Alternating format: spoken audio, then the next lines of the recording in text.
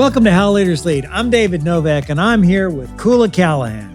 Koula, how you doing today? I'm so great, David. It's always a treat to get to chat with you on these episodes. In today's 3 More Questions episode, we're diving deeper into your conversation with Kelly Coffey, the CEO of City National Bank. She's one great leader. I really like talking to her. It was a fantastic episode. She's so sharp. And part of how she stays on top of it is because she's so focused on getting feedback really in every area of her business and her leadership. You know, as a woman coming up in business, I'm so inspired by the way Kelly leads. And this episode gave me a lot of confidence to tackle the hard things and get input from the right people along the way.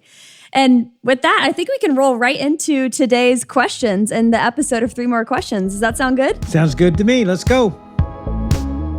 Question number 1. There's one line that Kelly said in the interview that really stuck with me. She talked about the importance of keeping a big company small. How important do you think that is, David? I think it's so important because you know what? Big companies often become bureaucratic, really slow.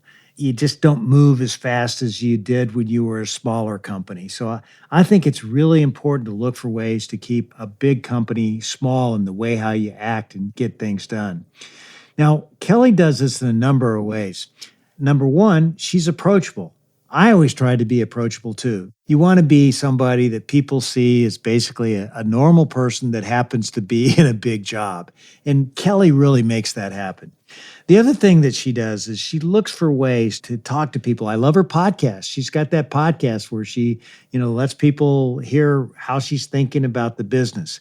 That's a great thing that leaders are doing these days. When I was the CEO of Yum, I traveled a lot and I had a blog. I did a blog wherever I went. Literally, I do it real time. As I was going from stores and taking a look at a market in India, I'd be taking pictures and interviewing people, and I would write down what I was seeing and showing people what I was seeing. And everybody couldn't wait for my trips because it was sort of like, where's Waldo? Okay, where's David? Okay, he's in India. Look what he's seeing there.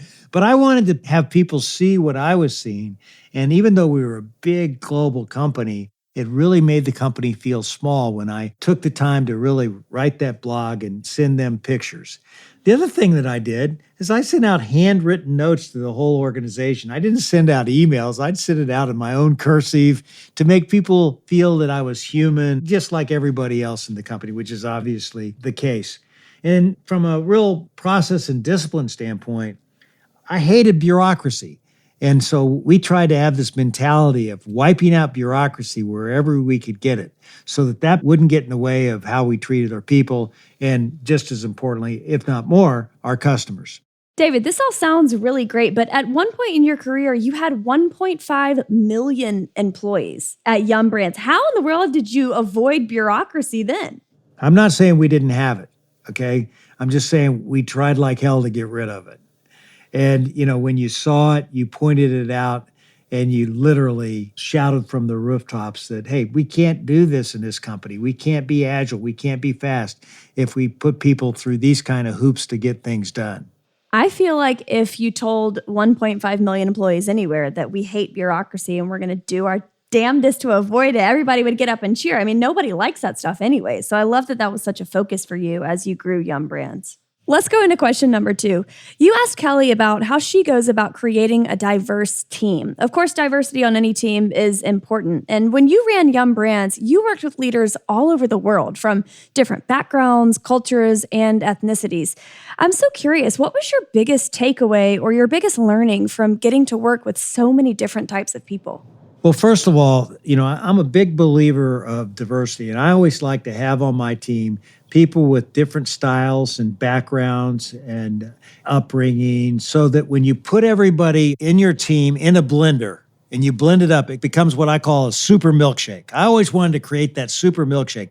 And you can't get there with just one ingredient. You got to have a number of ingredients that really make something really, really special.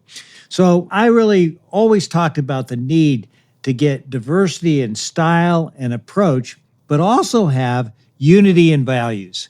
You want to have the unity in values so everybody's tackling things in a similar fashion, has the same belief structure.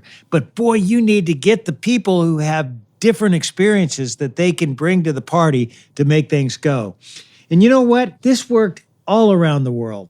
Where we had the most diverse teams, where we had men, women, people of color on the team, getting those diverse perspectives, that's where we always had our best businesses. You know, I never really thought about that, having diversity and thought, but unity and values. That's such a helpful guiding principle for anyone trying to lead and grow a team. You know, Koula, that's why we had one culture around the world. We wanted to have the unity and values and approach the way how we went after the business. And I think it's great to have different points of views, but when it comes to how you work together, that needs to be the same all around the world. And what was really interesting is you could go to our office in Beijing and our office in Dallas, Texas, or our office in Louisville, Kentucky, and you'd get the same feeling because we had that unity and values. Absolutely. And I imagine that took a lot of work too. It's not just something that you happen upon. Absolutely. Is the reason why I made culture the number one thing I always focused on. All right, final question of today's 3 More Questions episode. Number 3. Kelly is adamant about getting feedback and input from the people around her. She does a really good job of breaking down the barrier to the CEO, which is her position, so that the people around her feel like they can really come to her with input and not be intimidated. What can you say to other leaders about how they can create an open line of communication to the boss?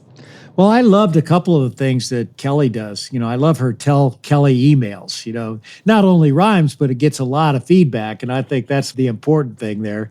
The second thing is I loved her advice calls where she would get a group together and they talk about how they can really give their clients the very best advice. And this got input from many different corners of the company, which is outstanding as far as I'm concerned. Now, as far as the way how I approach things, I really believe that a leader, just like Kelly, has to really want to get the feedback. You got to open yourself up. You got to be vulnerable.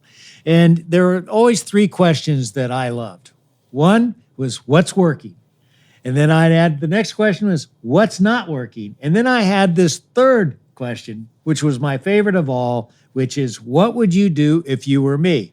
Now, you know what? When I asked that question, you know, I'm the CEO. So everybody said, oh, nothing, David, you're great. Then I'd ask it again. I said, now, what would you do if you were me? Now, oh, David, you're really, really good. No problem. And then I'd ask it again. They said, well, David, you're doing a really good job, but you might want to think about putting more emphasis on technology.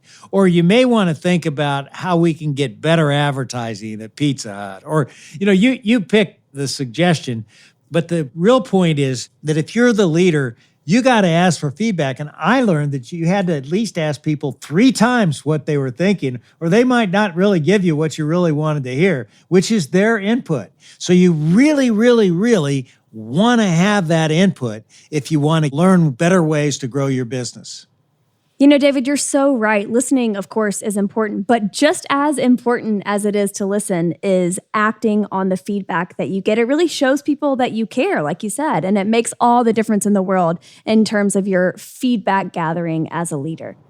That's right, Koula. But one thing I also want to point out is that when sometimes you listen and you don't necessarily agree that what you're hearing is something that you should do, that's when it's really important to say to people, hey, listen, I hear what you just said, but I disagree for these 3 reasons. And let people know that you've heard them, but you're not going to do it. But they'll at least know that you heard what they have to say. And that's really powerful. It absolutely is. That's great advice for a leader at any stage of their career. Thanks again for tuning in to another episode of How Leaders Lead. We're on a mission to make the world a better place by developing better leaders. And if you carve out a little time with us each and every week, we'll help you build the confidence you need to lead well. And next week is going to be really fun on the podcast. Just in time for the NFL kickoff, we've got the head of the NFL, the commissioner, Roger Goodell, on the podcast Thursday. It's a fantastic episode and just gets me excited that football is finally back.